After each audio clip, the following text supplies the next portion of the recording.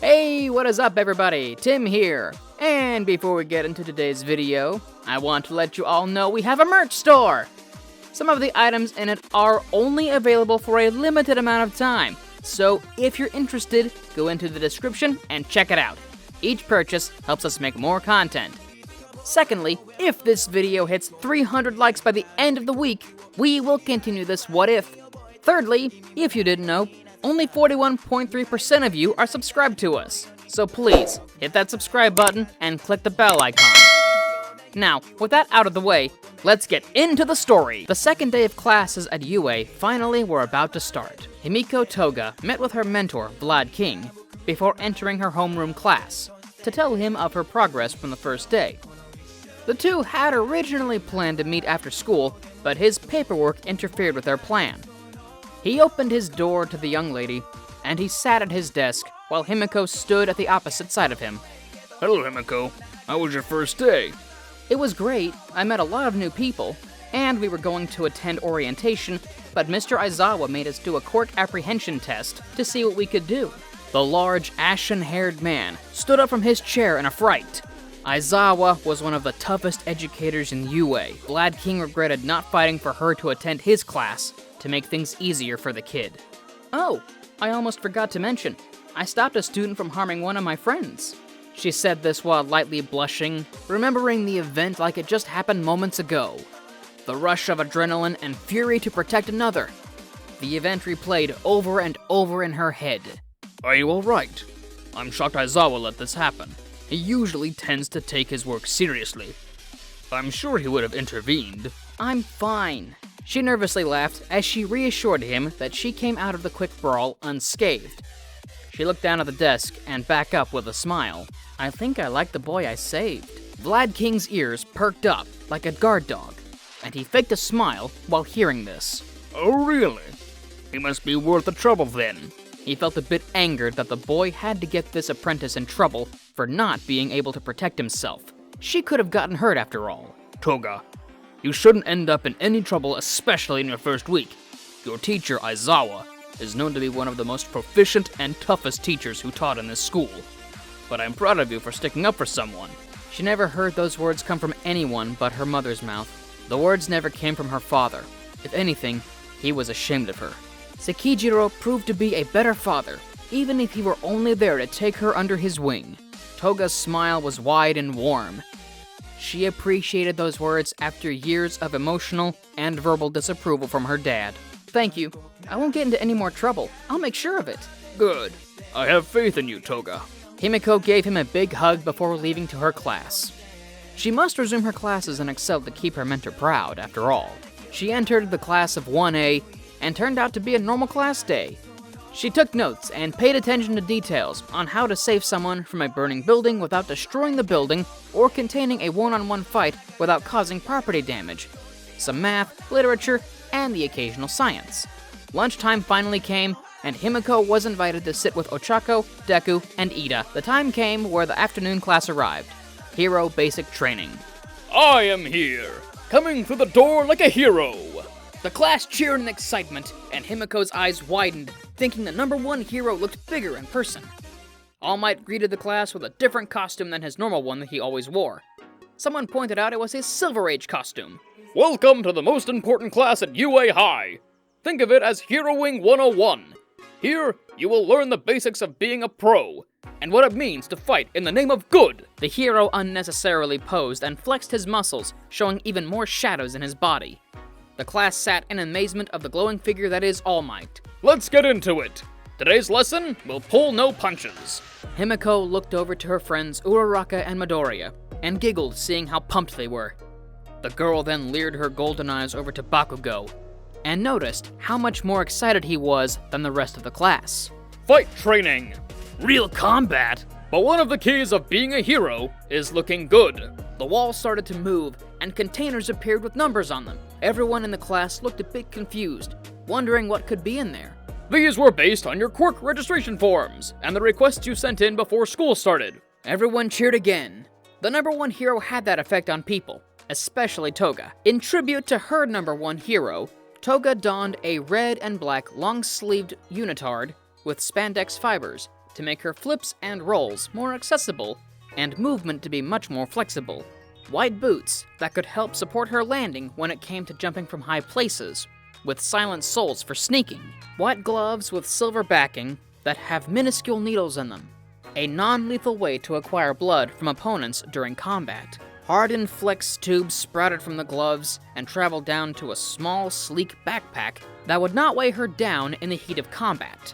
Lastly were the orange-tinted goggles that allowed her to use them as sunglasses or night vision goggles, depending on the setting. The color scheme and outfit idea looked a lot like her mentor Vlad King's outfit. Not to copy, but to honor her father figure. She arrived to the ground beta city area where the battle trial will take place. She watched as everyone came with awesome-looking outfits, and her expression changed from awe to excitement when she saw Uraraka's outfit. Wow, you look really cute! Thanks, but I think they made the suits a bit tighter than I intended. The blonde laughed at her best friend's comment and mentally agreed as she noticed the spandex making her stomach itch. Midoriya walked out with his costume, and Uraraka's face lit up seeing how cool he was, while Himiko laughs because of how goofy he looks. They say the clothes make the hero, young ladies and gentlemen, and behold, you are the proof. Take this to heart. From now on, you are all heroes in training! The pro hero watched as all the students with their heroic outfits came out and made themselves known. This is getting me all revved up! You look so cool! Now, shall we get started, you bunch of newbies? Everyone got used to their outfits by stretching and testing their mobility. Uraraka talked with Midoriya about her costume while Himiko stretched. She noticed Bakugo in the corner, sulking with inner rage. She walked over to him, and her expression changed from lighthearted to focused. "Can we talk?" she asked the conflicted young man. He looked at her with fire in his eyes. He was angry for sure, but it almost looked like he was plotting something dangerous. I have nothing to say to you, he said to her. "I know you're planning on hurting Izuku. It's all over your face." She could tell he was planning on hurting Midoriya. At this point, Bakugo was predictable. She did not have to know him on a personal level to know he was always quick to anger. Her dad was the same. Bakugo wasn't saying anything, but the look on his face was the same. "You are planning on hurting him." He's been lying to me all my life. Of course I'm gonna hurt him. He's weak. A worthless deku. "If you so much as lay a finger on him, the same thing you did to him, I'll do to you." A smile formed, almost as sadistic looking as her alternate counterpart. She was serious. She didn't want to see Midoriya get hurt, but Bakugo just glared at her. She walked away to return to the others, but saw the atomic blonde just stare at her while she walked away. Before we get back into the story, I wanted to let you all know we've got a second channel called Anime Deep Dive. Anime Deep Dive goes over the hard facts of the anime presented, be it a character, superpowers, the country, the lore, you name it. If you're interested in content like that, please go check the description below or click the icon in the top right corner. Now with that out of the way, let's get back into our story. Now you're ready. It's time for your combat training. Sir, this is the fake city from our entrance exam. Does that mean we'll be conducting urban battles again? Tenya questioned. Not quite. I'm putting you 2 steps ahead, All Might answered. Most of the villain fights you see on the news take place outside. However, statistically speaking, run-ins with the dastardliness of evildoers take place indoors. Everyone nodded to this and agreed. Think about the backroom deals, home invasions, secret underground lairs. Truly intelligent criminals stay hidden in the shadows. For this training exercise, you should be split into 2 teams, good guys and bad guys, and fight 2-2 indoor battles. Everyone threw an overbearing amount of questions at the large muscular hero. He winced and took a step back, holding his fist. I wasn't finished talking! He pulled out a script and read the following. Listen up. The situation is this. Villains have hidden a nuclear missile somewhere in the hideout. The heroes must try to foil their plan. To do that, the good guys will have to catch the villains or recover the weapon. Likewise, the bad guys succeed if they protect their payload or capture the heroes. The hero pulled out a ballot box and pulled out each team and its members. Every team was almost the same in the show, except for Team C, replacing Mineta with Toga. The teams were set, but the first to fight each other were Team A and Team D. This meant Bakugo would be fighting Midoriya. Toga glared at Bakugo with her golden eyes filled with worry, while he grinned and glared back at her with his devilish demon red eyes. The battle was about to start, so Toga visited Deku and Uraraka before they started the match. She told him about what would happen. Guys, you need to stay away from Bakugo, especially you, Midoriya. I spoke to him earlier, and he looked like he was going to do something dangerous. Midoriya looked at the ground with fear, but furrowed his brows and looked back at his dear friend. I understand, but I can take him. I've known him all my life, so I know his moves. She looked at him with worry, but then with confidence. She smiled knowing he can protect himself. Toga walked away and wished them luck. Toga entered the monitoring room with everyone else around. She watched as the exam began. She saw Midoriya and Uraraka becoming quite chummy with each other, and she felt something was wrong. Sure, Toga knew that he was in danger, but she felt as if her heart was in a state of peril. Witnessing her best friend all over him like nothing irritated her for a bit. But she knew not to act on her emotions. She should not be able to feel jealousy over them. Her inner conflict was halted when Bakugo struck the wall in the building they were in and noticed Midoriya's mask was broken. Her worry became elevated and replaced with anxiety. But as soon as Bakugo tried to hit Midoriya again, his target flipped the violent blonde. Toga was impressed by the flip and witnessed the rest of the fight. Over time, she saw that Bakugo took a pin out from his gauntlet and released a big explosion engulfing the room. She panicked, as she thought Bakugo had killed Midoriya, but sighed relief when she saw that Midoriya was alright. Uraraka went for the bomb and left Midoriya alone. She was confused, but saw the strategy and kept quiet. The fight continued until Midoriya and Bakugo exchanged their final blow. Toga could not see anything in the cameras because of the smoke, but she saw Midoriya fall to the ground as his team won. She was going to hurt Bakugo after this. Well, despite the results, the MVP of this exercise was young Ida. Everyone, including Tenya, was shocked.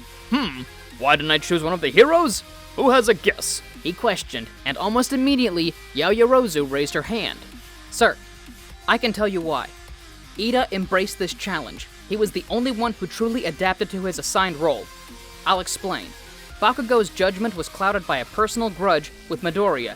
As you pointed out earlier, launching a large-scale attack indoors was a foolish move. It could have been disastrous. Like similarly, Midoriya's plan was also poorly thought out, considering the amount of damage he received.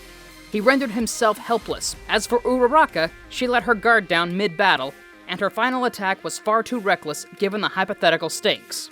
Everyone stared at her in shock. Himiko was impressed by how smart she was. Time passed as the students fought each other and passed their trials. It was time for Yaoyorozu and Himiko to team up, but they were going to be facing Kaminari and Jiro. The two in Team C spoke about their strategy to see how they could defend the bomb. Maybe I can sneak behind the two of them and take them out? You could, but you have to remember that Jiro can use her ears to hear you coming. In that case, Kaminari would use his power to shock you on sight. The two thought long and hard, but came to a solid strategy. How about this? Yaoyorozu opened her chest piece and created a shock-resistant thermal blanket. We use this. You sneak as quietly as you possibly can. When the time comes, you wrap him with this, and you knock her out. Himiko held up the blanket and questioned. You want me to put him to bed? No. If you put this on him, he won't be able to shock you with his lightning. She rolled her eyes, but Himiko gleefully grinned. Wow, you're super smart. She wrapped the blanket around her arm and nodded. The trial started. Yaoyorozu barricaded the door with steel beams that she created using her quirk, while Himiko sprinted to the entrance, not making a lot of noise with her modified silent souls. She followed the floor plan and hid at the first turn in the second floor hallway. She took cover and slid into a crouching position. She watched as the two heroes were walking towards her position, but they stopped. Jiro took her earphone jack and stuck the wall with it, attempting to hear any footsteps. Himiko hid herself from detection and smiled as Jiro took the earphone jack out of the wall. The duo took a couple more steps, and Toga surprised the two with the blanket and covered Kaminari with it. She then used the heel of her foot to knock him off his feet. Jiro quickly used her headphone jacks and connected them to her boot, releasing a wave of sound. But Toga was quick. She evaded the attack by hugging the wall next to Jiro and landed a piece of rope on her to tie her up. Toga succeeded, surprising the dark-clothed hero, and kicked her chest to throw her into the wall. Himiko then ran over to Kaminari and kicked his head, knocking him out. The girl properly wrapped him in the blanket like a burrito and sat on him to win the match. Yaoyorozu and Toga won the battle trial, even if Toga did all the work. If it were not for Yaoyorozu guarding the bomb or giving the thermal blanket, Toga would not have gotten the upper hand. Himiko waited for class to end.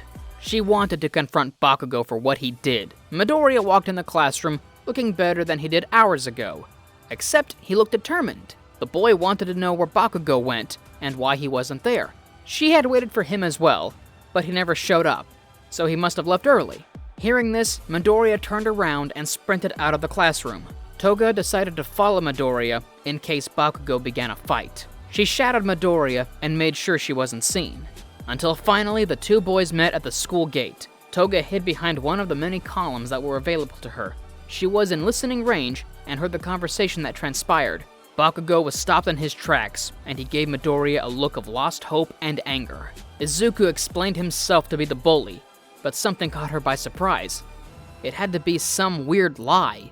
Borrowed power? The blonde whispered to herself, still keeping control of her position. While the conversation continued, a towering figure put his hand on her shoulder. He was calm yet imposing. She turned around to see the #1 hero, except he was not smiling. Thank you all for watching the video to the end. Now there's a few more things I want to go over before the video ends. On behalf of We the Celestials, I want to thank the writer of this video as well as the editors of this video. Their details will be in the description below.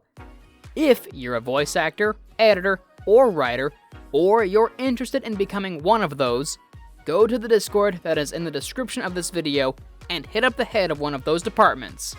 We're always looking for members to join us. So that's it from us for today's video. So thank you all for watching, and don't forget to hit that subscribe button if you're interested, and hit that like button if you like this video. Until next time, peace out everybody. Have a fantastic day.